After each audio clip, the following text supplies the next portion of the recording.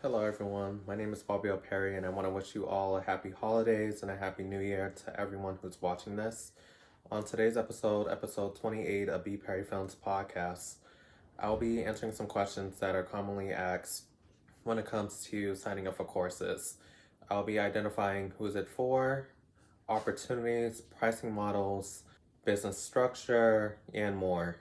I want to use this video just to answer some of these questions because I think some of the questions that people ask are kind of offensive, and I'm going to try to polish them out. So I'm going to read off the questions and then I'll explain why it's a bad question and how we can clean it up to get the actual answers that we're looking for. All right, so first question, why should I pay for a course instead of going on YouTube? Well, first off, not all information is good information.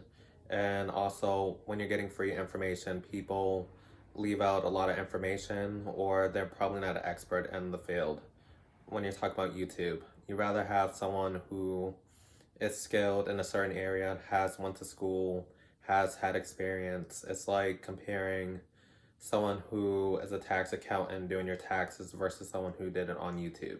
So when you get your taxes done, would you rather a CPA, someone who's skilled and has experience and have done the training, or someone that just watched a few videos and may mess up and you end up owing taxes? And we can use that same example for when we're talking about surgeons. You have someone who's trying to get some type of surgery done, whether it's cancer related, getting a tumor, or some type of illness that requires a lot of strenuous work. Would you rather someone say, oh, I watched about 50 videos and this is how they got it done, and then you end up messing up and someone ends up passing away, or even worse, the symptoms could become even worse. So you have to kind of understand it that way. So I think it would be better if it would be better to ask someone to see what are their credentials, making sure that they are an expert in their field, weigh out the pros and cons.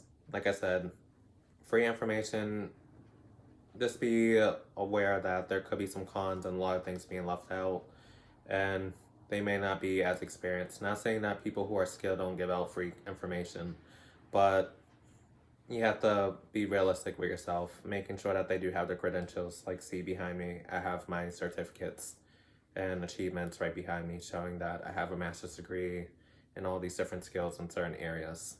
Next question, why do people charge? Some people ask, why should I pay you instead of going with someone else or going, like I said, doing free content on YouTube or Google and stuff like that. Like I said, you get what you pay for. Sometimes the experience isn't there. Some people learn self-paced better. Some people rather have like someone instruct them. It's all about what works for you. And you have to make sure when you ask these questions, it doesn't come off offensive. So you could ask a question, ask them what inspired their price. So they could answer that by saying the equipment that they use, whether it's a course site, like I use Thinkific for my course, there's a fee and it's going to be increasing next year. I know a lot of people were getting notifications about email marketing. The course platform, Zoom, whatever, Loom, and other tools that you use that are add-on fees are going to be raising up the price. So be expected to be paying more for services starting next year. There's a lot of factors that go into it. Like I said, tools that you use, is it going to be live? Is there certain equipment that people need to use? Is everything going to be on the computer? Is things going to be live? What's going to happen when there's a pandemic or another wave or something happens? It costs money to go hybrid or fully remote, So keep that in mind. And also you have to think about the time that it takes to create the content. Like for my podcast, sometimes I spend maybe a week or two planning out a video, reaching out to guests, making sure that they're legit, checking their websites, making sure that everything looks good, making sure that there's no red flags, full out background checks to make sure that they're giving you high quality work and that they have proven that they are skilled in their field.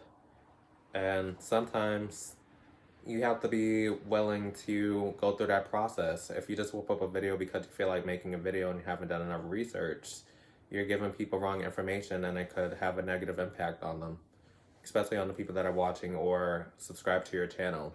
And also, you have to think that it is a commitment. People are taking their time to create the content. When you're thinking self-paced, maybe studying for a couple months, we'll say about 4 months, recording a video for however long that the course is. I think my course is about 25 hours, near 30 hours worth of content, which is, some of it is live, and then some I have pre-recorded videos so people can follow along and get extra content along with blogging. And it takes me about 2 weeks to prepare for each live session. It takes me a few days to put the lecture slides together, try to format how I can better assist people in certain ways, making sure that I'm using words that people can understand, because sometimes our dialogue could be really big and people are just like, what? I don't understand. So you have to make things simple so people can follow along and not feel overwhelmed. And that's another tip for people who do self-paced or even in cohort, which I will get to in a few. You also want to charge by the complexity and the transformation. When I say the complexity, that means, we'll say if it's beginner friendly, intermediate friendly, or advanced. You need to have a clear audience and make sure that you have that on your website. Make sure that people know in advance that this is for your business, whether you're starting a YouTube channel, a TikTok, or Instagram. Let people know that if this is for your personal brand, this is for that. If this is for your business, this is for that. If this is just for you to just grow on the platform just because, there's certain niches that you have to go into and understand what the platform is and who your audience that you're trying to achieve is. So there's a clear message. You don't want people to invest in a course and it's not relevant to what they're looking for. So definitely in module 1, make it clear, let people know the fundamental skills. So if there is a guarantee back on anything, whether it's 7 days, 2 weeks, or whatever your disclosure is, let people know in advance so people won't be wasting your time and you can get the right audience. You don't want to be paying those extra fees where people are unenrolling in your class. And you want to charge based off of your experience. It's like applying for a job. You have a bachelor's degree, you have a master's degree, you have a doctorate degree. You should be getting paid what your experience is. Like I said, people are asking for you and your assistance to get to where they want to be. They're striving to be just like you, or even better, or trying to find a transformation in themselves. And sometimes people have self-doubt and don't think that they're good enough or worthy enough to be where they want to be. Next component when it comes to pricing, you got to be thinking about team. Are there going to be special guests? Are there people preparing these materials for you? As my business is expanding, I'll be hiring too. So I have to think about what's going to be cost effective for me, and also how am I going to pay my team that's preparing all the slides for me. We're doing all the background work. Next question that people ask is, are you a scammer? I think this question is really offensive. You don't know who the person is. You haven't worked with them. Don't ask people if they're a scammer or not. Here's a note of how you could ask that question. What are some of your past experiences working in your field? So when you ask that question, or if you're doing research before you meet with that person, or hopping on a one-on-one call or discovery call, or whatever the situation is, you kind of want to go on their website. I know most people find people on Instagram. Look to see if people have an alignable account or LinkedIn. I usually look at people's websites to make sure that they are creditable and making sure that they are experts in that field that they're trying to teach. It's like saying this person is trying to teach cooking to you, like recipes to cook for the holidays, we'll say, because this is holiday season. And then you're looking at their website and it's nothing about finance. It's not relevant. So you would think that they would be doing a course about finance looking at the website, but you want to make sure it's relevant. So you could simply ask them, do you have a portfolio showing your cooking recipes? Or on your TikTok, are you showing like little snippets of how you got these ingredients, what inspired that move? Like I said, you want to make things relevant. Not saying that this person's not skilled at finance, not saying that this person can't cook, but you want to keep everything relevant to what you're trying to go for, And like I said, you don't know if someone's scamming you or not, and I think personally it takes a lot of time and effort to scam people, so I don't think people do it intentionally. And you have to be mindful of yourself. When people are telling you, this is a course that can guarantee you success, no one can say that. They can say that it'll give you tools to become more successful if you apply these skills, but no one can tell you what success is. We don't know what you think of your version of success is, you know? It's like some people want to be millionaires, some people want to be making six figures, some people want to have a brand, some people want exposure, some people are content where they are. And sometimes you have to ask yourself, what is your objective of taking this course, whether it's free or paid? When I think of people taking free courses, a lot of people don't commit. I'll even tell you what webinars. When I go to free events, I'll use an example. I'll give you two examples. So normally when I go to a free webinar, they're telling maybe a small segment of what their course or something is like.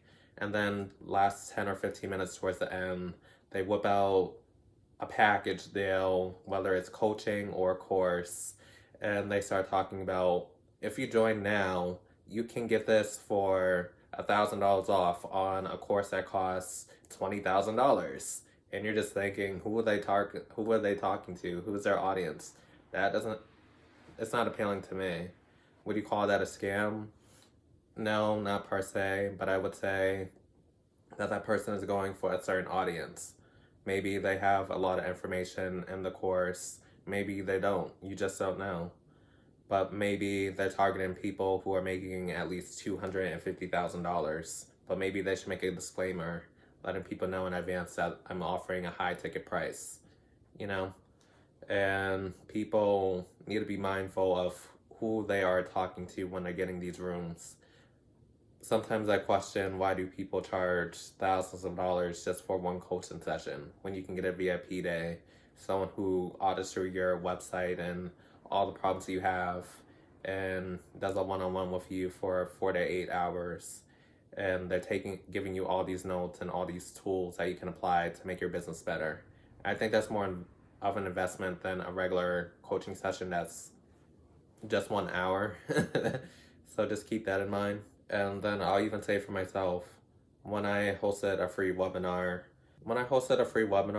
about 100 people signed up. And then when I actually came to the event, about 25, 30 people showed up. Still a good turnout. But when people know that something's free, they're not gonna always come. They're not invested in it. And I will say that the people who did come, they left with big transformations, and people are willing to enroll in my course because I gave them a little sample of what they're going to be learning. I talked about goals and how it's important to have and figure out ways that you can achieve greatness when you just apply yourself and write things down. When you think of manifestation, I think of you setting a goal for yourself, but implementation is turning that goal into action and taking action now and not waiting until later in the day or next week or the next year. Start now. And also, when you ask people about testimonies, you can ask them. I know even on YouTube and even on my channel, I'm documenting my journey of my experience and education and why I think it's important. And when you're asking people about their testimonies, you can ask them what type of questions that people ask on a regular and how has it impacted their lives after taking that coaching session. Not just one, but after 2 or 3 sessions, you know? Not everyone can learn everything in a day, and you shouldn't always feel like you have to learn everything all at once. You can take things in small bursts, learn one skill, try to pinpoint what things that you're struggling with, what things you feel comfortable with, and move on to the next thing. And then when you move on to the next thing and you feel like you want to go back to this other obstacle that you were facing with, you have better knowledge, and technology is always changing. You know, Instagram is always changing. Facebook is always changing. Everything is a learning experience, and we're adapting how we're interacting with people a lot differently. Since the pandemic, everybody's been doing things in Zoom, so doing things in person is very strange to people, and I think it's important to have that real life feedback and feel like you're part of something. Question number 4. Asking people about discounts. I don't think people should use the word discount because it makes things sound cheap or bad quality. You can ask them what promotions that they're offering. Whether it's, when I say like a money back guarantee, I mean maybe 7 days of them digesting a little bit of the course. And if they don't like it, they can unenroll and you can give them back the money. Or some people do, the longer that they're in the course, they get a certain percentage back. I know institutions do that. They want people to really stay committed to the school and be a part of that experience. They don't want you to leave. They don't want you to get all your money back. They want you to join the school because they feel like they can enhance your experience and teach you to be that teacher, that coach, that doctor, that lawyer, anything that you want to achieve. There's pretty much a course for anything. And we have to start asking people, are you offering a promotion? Is there early bird special going on for the first week? How long is this course going to go for? What are the modules like? Are there going to be assessments throughout the course to make sure that I'm obtaining the information and retaining the information? Are there going to be homework assignments where I'm keeping myself accountable and applying these skills at real time? And you can even offer payment plans. I know for my course, I'm offering a 4-month payment plan where people pay a certain amount each month if they can't afford it all at once. And also with courses, webinars, podcasts, people can get tax deductions or credits. And if it's related to the workforce, your job may be able to pay for that fee, you know? So keep that in mind. And also you can ask if there's any scholarships if you think that the course is too high. Like I said, someone's trying to charge $20,000 for a course or a one-on-one, you know? You can ask them, how many slots are available for a scholarship? I'm going through financial hardship or something of the sort. People are willing to listen, but you have to keep in mind that people aren't obligated to give you anything for free. So keep that in mind. So question number 5. People ask, what is better, cohort or self-paced? The question should be, what is the difference between a cohort and a self-paced course? Cohorts are are in person, not in person, but with an instructor for a certain amount of time. They have live sessions, they have Q&As, they have audits, and much more, and they try to keep you engaged, and you can ask people questions at real time. And there's a sense of community. When you're thinking self-paced, you're on your own, and you have to be accountable for yourself. What makes self-paced kind of hard, and I think in general, is that you have to set time for yourself and really commit to it. And sometimes people get an imposter syndrome and feel like they can't accomplish this because someone told them that they can't achieve this, that they're not worthy, that they need help with something. And it's okay to ask for help. Sometimes there's resources. You can go right on the internet, you can read books, you can read articles. There's a ton of resources out there. I only recommend self-paced if you're really going to be accountable for yourself and really commit to it. If you want to do a cohort, just make sure that the scheduled times work for you. See when their office hours are. See if there's a community or a membership that you can join part of. See if there's one-on-one coaching. You have to apply yourself. No one's going to give you the answers right away. Like I said, you get what you pay for, and you have to basically apply the skills that they're offering you. If it says on their website that there's no assistance, like zero support, if you need support, not to go with that. If a course says these are my office hours and support is available, to join that if you need support. If you want a cohort and you can commit to the extensive hours or weeks or however long that the duration is, sign up for that. Sometimes people want to sign up for a cohort so they can get basic knowledge. When I thought about with my course, I thought it was important to create a cohort because I wanted to see what questions that people have at real time and see how they can transform their experience. I want to be able to dissect my content and make sure that I go over certain things. Like each session that goes on, I do about a 10 or 15 minute recap of what was going on in the previous session so people are keeping up to date. I'm grading their assignments. I'm looking through the course material to make sure that they're understanding things. If they're having a problem with something, we can address it in a class. I also have a membership called Creator Space where people can ask questions and be a part of a community, talk about testimonies, milestones that they're having with their career, getting started, what have they achieved so far, whether it's developing your concept, figuring out a business name, which is challenging. I know there's a lot of people who have similar names as you, and you can't register it because someone else took that idea. There's many people who have clothing lines that are similar to each other. They might put like a different name or a different logo on it. You got to make sure that things are not copywritten or trademarked before you even go about doing anything, or even patent. There's a lot of things that you have to do. It's called market research. And that means applying yourself, taking those times out of your day, whether you get out of work or you're self-employed, making time for yourself to do that research. You don't want to get sued or do something wrong that offends someone, you know? So you just got to be cautious of that. And another question that people ask is, am I guaranteed success? Like I said, you have to take accountability for yourself. If you're applying those skills that they're giving you and not just dropping out at module 1 or 2 in a 5-module course or a 10-module course, like I said, when you're applying the skills and asking appropriate questions and taking notes and applying yourself, you're going to make it a lot further. So, like I said, making sure that you have those effective questions. Don't ask a question just to ask a question. And I think that's the problem that we have with YouTube, or if we're looking something online.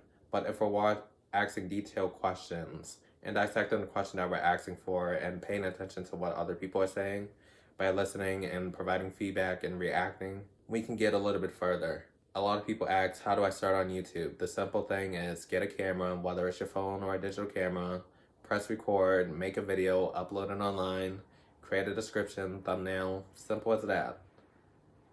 You can't control how many people are going to watch your video. You can't control how many people are going to like your video or comment on your video, but at least you took that step. Same thing with a podcast. Making sure that your voice is right, making sure that you've done enough research on your topics. Or, like I said, there's different things for every type of niche. Not everyone has to be slave to everything. You don't have to jump on every single social media platform just to reach out to people. Find 1 to 3 platforms that you feel like would work for you and consolidate the best you can and take advantage of that. I'm going to close out and say, I really want people to take this moment and watch this video over and over. And I'm offering a course called, where I'm teaching people how to write business plans, effective business plans at work, applying skills that I have used throughout my journey of business. I've been writing business plans for over a decade now, and I've written over 13 so far, and even counting. And I'm even taking a course with you guys. And in this cohort 1, I just want to work with all of you and embrace all the imperfections, all the perfections that you're willing to have, and really challenge yourself. I want to see more successful companies. I want to see people not making the same mistakes that other people are making. I know there's a lot of people on YouTube who make clickbait videos talking about they're making millions of dollars, but what are they grossing? What is the net profit that they're making at the end? Saying that you're a millionaire and having $1 million company is a lot different. If your net income is only $200,000, that's a lot different from $1 million, you know? And not everyone's goal is to make the most money. Sometimes it's about being the most sustainable, being the most financially savvy, the most tech savvy. Working with your team, building relationships with your audience is very important. And I really want to challenge you guys now to really take action. The new year is coming. It's time for you to invest in yourself. Like I said, invest in this course, and there's other opportunities. If this course is too high for you, like I said, there's payment plans. Or if a course is too strenuous for you and you want one-on-one coaching with me, book a discovery call on my website at BPerryFilms.com. If you want to join the course, join at theartisticreatoracademy.thinkific.com. I'll put all the links in the description box, but I want you guys to really take the time and think about it. Think, what happens if I wait tomorrow versus if I take action now? People always say that they don't have enough money and not enough resources, but a lot of businesses are hybrid now. A lot of businesses are online. There's plenty of resources. When you say that you don't have enough money, think about things that you can sacrifice. You can stop smoking cigarettes, buying coffee, maybe work out instead of going to the gym, work out at home. You know, there's other things that you can do to make things work. You can also ask if there's scholarships or promotions going on. You know, don't be slave to having to buy the fanciest thing because everyone else is buying it. Be intentional about your spending. We talk about financial literacy a lot, and it's time to be effective with our spending and investing in ourselves. So I'll close out on that note, and I want you guys to subscribe to my channel, my YouTube, Instagram, LinkedIn, and much more. I'll put all the links at the bottom, and even Clubhouse at BPerryFilms. And I wish you all a happy holiday, a happy new year, and invest in yourselves, and enjoy the rest of your day. Thank you.